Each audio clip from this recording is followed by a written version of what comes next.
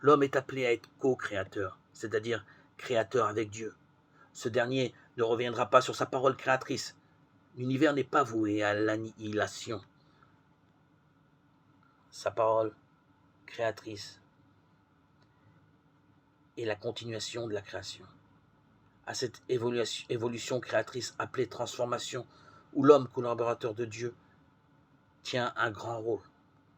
Cette vision, cette compréhension des événements vont à l'opposé des philosophes de l'Antiquité, dont la pensée n'est pas si éloignée que l'on pense des théories modernes, y compris celles qui régissent bien des présupposés scientifiques actuels.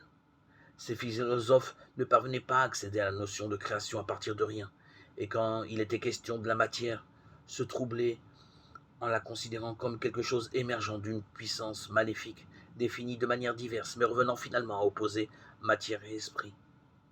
Un tel dualisme aboutit à terme à l'antagonisme entre le mal et le bien, dans une lutte réciproque à force égale, dont l'issue ne peut qu'être désespérante pour l'homme.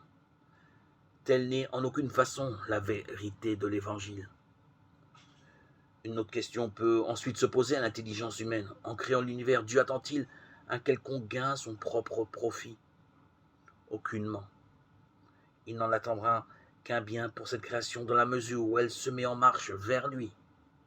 Il s'agit d'un plus grand bénéfice pour elle, jamais pour lui, car cela est impossible. Quel avantage pourrait-il retirer en sa faveur, puisque il est lui-même plénitude, source de plénitude?